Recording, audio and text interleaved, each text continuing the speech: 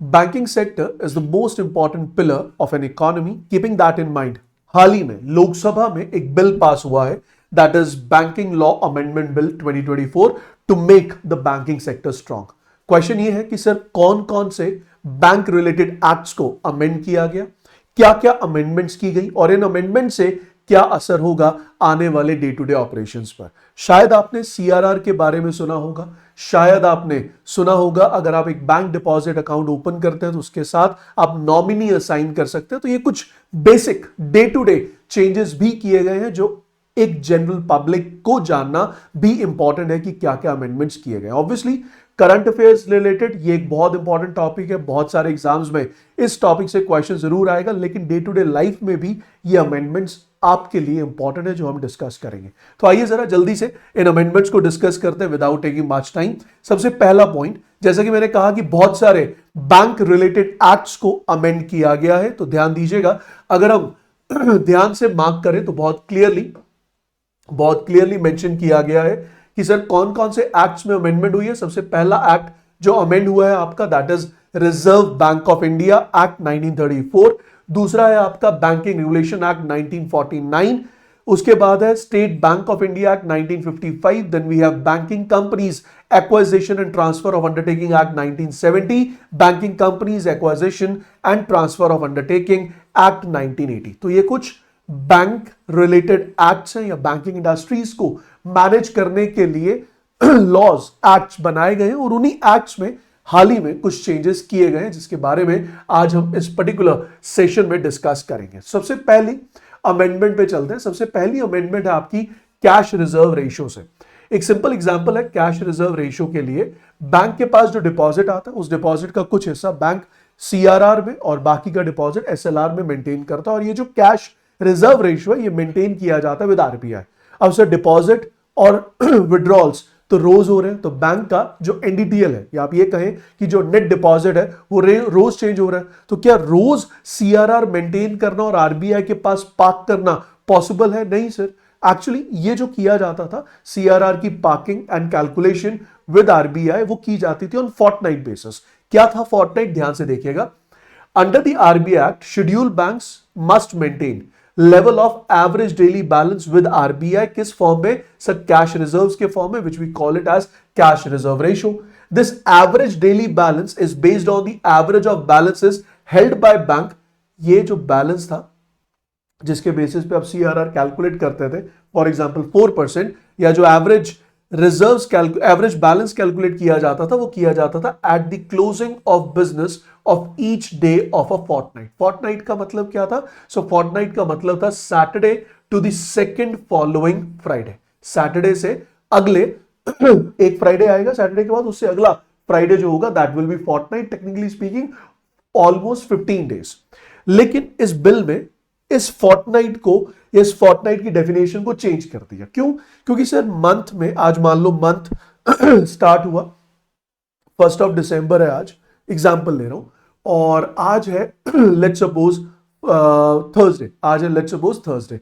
तो अभी Thursday Friday तक हम वही सीआरआर मेंटेन करेंगे which was calculated a week before on Saturday. फिर अब सैटरडे आएगा, इस सैटरडे से हम फोर्टनाइट कैलकुलेशंस करेंगे. अब हो सकता है कि जो फोर्टनाइट कैलकुलेशन वो पिछले सैटरडे ही हुई हो, तो भैया इस वीक थर्सडे है आज, फ्राइडे सैटरडे संडे कुछ नहीं होगा, अगला जो सैटरडे आएगा फिर से वो कैलकुलेशंस की जाएंगी. लेकिन इस कंफ्यूजन को ओवरकम करने के लिए बहुत क्लियरली बोल दिया कि जो भी कैश रिजर्व्स मेंटेन किए जाएंगे, जिनकी कैलकुलेशन फोर्टनाइट बेसिस पे की जाती थी, अब उनकी कैलकुलेशन की जाएगी. कैसे? Sir the calculation will be done first day to 15 day of each month. आज अगर 1 दिसंबर है, आज से अगले 15 दिन के लिए आज जो आपका बैलेंस है उस बैलेंस के बेसिस पर अगले 15 दिन तक आप मेंटेन करोगे सीआरआर. फिर दोबारा 16th को, हर मंथ की 16th को आप चेक करोगे डिपॉजिट, आप चेक करोगे अपना net deposit which we call it in a better manner NDTL. उस एनडीटीएल पर फिर अगले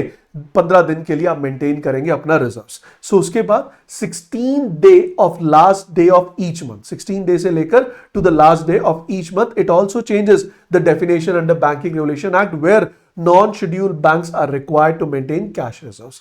तो non-scheduled banks cash reserves maintain करेंगे. ये कहां लिखा है? Sir it is under banking regulation act, लेकिन शेड्यूल बैंक्स मेंटेन करेंगे, ये कहां लिखा है sir? That is as per the RBI act 1934।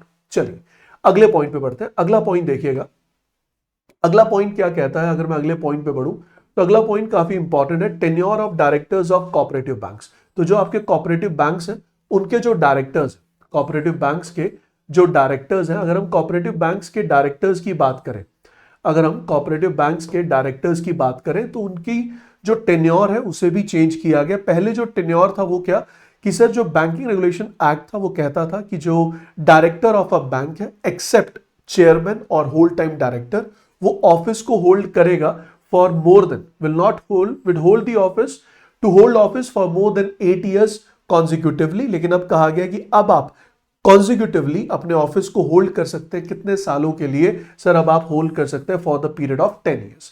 अब आप होल्ड कर सकते हैं for a period of 10 years। तो यहां पे ये बड़ा चेंज है कि पहले you were allowed to hold office for more than 8 years consecutively. अब अगर आप चाहें तो आप 8 साल से ज्यादा यानी 10 साल तक आप उस ऑफिस को होल्ड कर सकते हैं। पहले जो लिमिट थी वो 8 साल थी for the directors of cooperative banks, अब उसे बढ़ाकर कितना कर दिया? एक तरह से अब ये समझो कि टेन्योर कितनी कर दी? 8 से 10 साल कर दी। लेकिन होल टाइम डायरेक्टर और चेयरमैन के लिए ये वाला जो कंडीशन है दैट इज नॉट एप्रोप्रिएट। ठीक है जी, अगले क्वेश्चन पे बढ़े। अगला पॉइंट जो है prohibition on common directors in case of cooperative banks. Prohibition on common directors in case of cooperative banks, ये पॉइंट भी समझ लो क्या कहता है।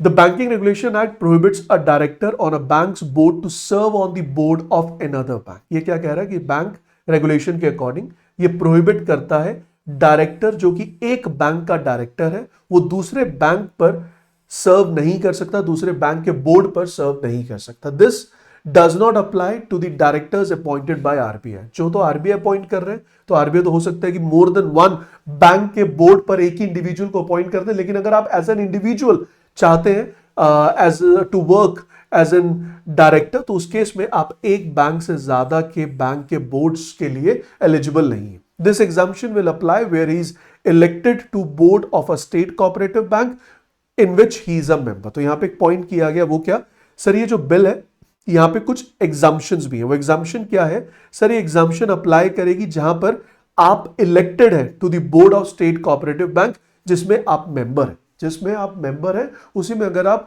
Board of state cooperative bank में इलेक्टेड हैं तो इट्स फाइन।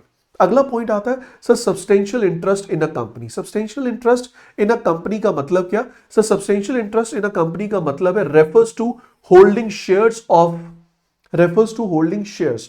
तो पहले जो होल्डिंग शेयर्स के लिए जो हम कहते थे substantial interest in a company, that was either 10%, that was either 10% of the paid up capital or 5 lakh rupees, 10% of the paid up capital or 5 lakh rupees, whichever is less। अगर 5 लाख कम है तो 5 लाख, अगर 10% कम है तो 10%।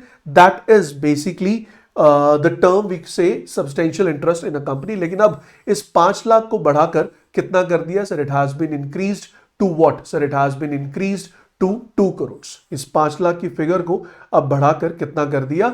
2 करोड़ कर दिया। और ये जो सब्सटेंशियल इंटरेस्ट है that can be with an individual या उनकी वाइफ या उनका कोई चाइल्ड, सब इंडिविजुअल्स या कलेक्टिवली। लेकिन अब इसे बढ़ाकर कितना कर दिया? थ्रेशोल्ड जो 5 लाख थी उस 5 लाख को बढ़ाकर कितना कर दिया? 2 करोड़। अब अगर आप फ्यूचर में एक बैंक अकाउंट ओपन करने जाते हैं, फिर चाहे वो डिपॉजिट अकाउंट है या फिर आप बैंक में लॉकर ओपन करने जाते हैं, तो पहले आप ज्वाइंट अकाउंट हो या सिंगल अकाउंट हो, एक नॉमिनी नियुक्त कर सकते थे। नॉमिनी का मतलब होता है कि फ्यूचर में भगवान ना करे अगर मेरा अकाउंट है, मेरी डेथ हो गई, तो मेरे बाद उस अकाउंट को कौन ऑपरेट करेगा, किसे उस अकाउंट के पूरे असेट्स ट्रांसफर किए जाएंगे, उसे हम नॉमिनी कहते हैं। लेकिन अब बहुत क्लियरली बता दिया गया कि सर ये जो नॉमिनी है, अगर हम नॉमिनी की यहां पर बात करें कि सर ये जो नॉमिनी की आप बात कर रहे हैं, यहां पे कुछ चेंजेस किए गए हैं। सर वो चेंजेस क्या है? ध्यान से देखना। अगर हम उन चेंजेस की बात करते हैं कि वो चेंजेस क्या है, बहुत ध्यान से देखिएगा, काफी इंपॉर्टेंट पार्ट है, यहां से क्वेश्चंस पूछे जाने के काफी चांसेस हैं। अगर हम नॉमिनी की बात करें, सब बैंक रेगुलेशन एक्ट के अनुसार चाहे तो सिंगल चाहे फिर जॉइंट डिपॉजिट होल्डर वो अपॉइंट कर सकते हैं नॉमिनी। लेकिन अब आप कितने नॉमिनी अपॉइंट कर सकते हैं ये ध्यान से देखना। सर अब आप अपॉइंट कर सकते हैं 4 नॉमिनी। अब आप अपॉइंट कर सकते हैं कितने? 4 नॉमिनी। ध्यान से देखना कि आप नॉमिनी अपॉइंट कर सकते हैं फॉर योर डिपॉजिट। अब नॉमिनी अपॉइंट किया जाएगा कि जो भी आपकी आइटम्स हैं left in the custody of bank और लॉकर जो आपने बैंक से हायर किया, नॉमिनी जो है वो आपके डिपॉजिट को, आपके आर्टिकल्स को, आपके लॉकर को एक्सेस करेगा at the time of death of the person. अब बिल अलाउ करेगा क्या कि आप कितने नॉमिनीज रख सकते हैं? सर आप 4 नॉमिनीज रख सकते हैं। अब ये जो 4 नॉमिनीज आप रखेंगे डिपॉजिट के केस में, मान लो आपका एक डिपॉजिट अकाउंट है, तो डिपॉजिट के केस में आप ये कह सकते हैं कि मेरा जो सबसे पहला नॉमिनी है, मतलब मेरे के बाद पहला नॉमिनी होगा 1 या राम, दूसरा नॉमिनी होगा श्याम, तीसरा नॉमिनी होगा राहुल, राम, श्याम, आकाश और राकेश, ऐसे कर लेते हैं। ठीक है, तो सबसे पहले आप देना मेरा जो नॉमिनी है वो राम है। अगर राम भी बाय चांस तब तक मर चुका है तो भैया अगला जो नॉमिनी होगा वो श्याम होगा। अगर श्याम भी जिंदा नहीं है तो आकाश, अगर आकाश भी नहीं है तो राकेश। समझ आई ये बात? तो इसमें हम क्या कहते हैं sir, we call it as either successively. तो इन्हें सक्सेसिवली फॉर्मेट पर क्या किया जाता है, अपॉइंट किया जाता है। लेकिन उसके साथ साथ आप साइमल्टेनियसली भी नॉमिनी कर सकते हैं। साइमल्टेनियस जब आप किसी को नॉमिनी बनाएंगे तो उस केस में आपको प्रोपोर्शन डिफाइन करना होगा। साइमल्टेनियस का मतलब अगर मेरी डेथ हुई तो भैया राम को दे देना 20%, श्याम को दे देना 30%, आकाश को दे देना 15% और बाकी का 35% दे देना राकेश को। तो ये हो गया साइमल्टेनियस नॉमिनी। और अगर जो मैंने पहले बताया था एक फ्लो में एक के बाद दूसरा, दूसरे के बाद तीसरा, तीसरे के बाद चौथा, उसे हम क्या कहते हैं, सक्सेसिव नॉमिनी। लेकिन ये जो successive nominee and simultaneous nominee वाला फॉर्मेट है सर, ये जो साइमल्टेनियस नॉमिनी वाला फॉर्मेट है और सक्सेसिव, ये दोनों ऑप्शंस अवेलेबल है डिपॉजिट के केस में। लेकिन अगर आप बात करते हैं बैंक लॉकर, तो बैंक लॉकर के केस में सिर्फ और सिर्फ 4 नॉमिनी जो है उन्हें आप डिफाइन कर सकते हैं सक्सेसिवली। उसमें प्रोपोर्शन डिफाइन नहीं है। प्रोपोर्शन क्यों नहीं डिफाइन? क्योंकि सर उस आपके बैंक अकाउंट में पड़ा क्या है ये तो बैंक को भी नहीं पता। सॉरी, आपके डिपॉजिट लॉकर में पड़ा क्या है वो बैंक को भी नहीं पता, तो बैंक उसे बांटेगा कैसे? वहां पे सिर्फ आप सक्सेशन डिफाइन कर सकते हैं। आखिरी जो पॉइंट है वो है सेटलमेंट ऑफ अनक्लेम्ड अमाउंट। तो जो state bank of India act, banking company acquisition and transfer of undertaking act 1970-1980, उसमें प्रोवाइड किया गया ट्रांसफरिंग अनपेड और unclaimed dividend to an unpaid dividend account. तो आपके जितने भी अनपेड या अनक्लेम्ड डिविडेंड है उसे आप ट्रांसफर करेंगे किसे? अनपेड डिविडेंड अकाउंट में। If the money in the account remains unpaid और अनक्लेम्ड फॉर 7 years, अगर आपका वो पैसा जो डिविडेंड है जो आपने ट्रांसफर किया अनपेड डिविडेंड अकाउंट में, अगर वो अनक्लेम रहता है फॉर 7 years, तो आप उसे ट्रांसफर करेंगे कहां? Investor education and protection fund. अब ये जो बिल है ये क्या कहता है सर? बिल कहता है कि ये जो आईईपीएफ में आप फंड्स ट्रांसफर कर रहे हैं इसमें क्या क्या हो सकता है? Share for which dividend has not been paid और claimed for 7 consecutive years। Second, interest or redemption amount for bonds is unpaid and unclaimed for 7 years। तो यहां पर सिर्फ और सिर्फ डिविडेंड ही नहीं, अब यहां पर जो इंटरेस्ट है उसे भी, अगर आपने बॉन्ड्स पे जो इंटरेस्ट है उसे भी रिडीम नहीं किया तो वो पैसा भी ट्रांसफर होगा कहां? तो क्वेश्चन आ सकता है सीधा सीधा investor education and protection fund में ट्रांसफर किया जाएगा आपका अनक्लेम्ड या unclaimed dividend which is first deposited in unpaid dividend account. 7 साल तक कोई नहीं आया तो आईईपीएफ में ट्रांसफर कर दो। इवन अगर आपका इंटरेस्ट है जो उसे भी किसी ने क्लेम नहीं किया, 7 साल के बाद वो इंटरेस्ट भी आप क्या कर दो? ट्रांसफर कर दो। Last is remuneration of auditors.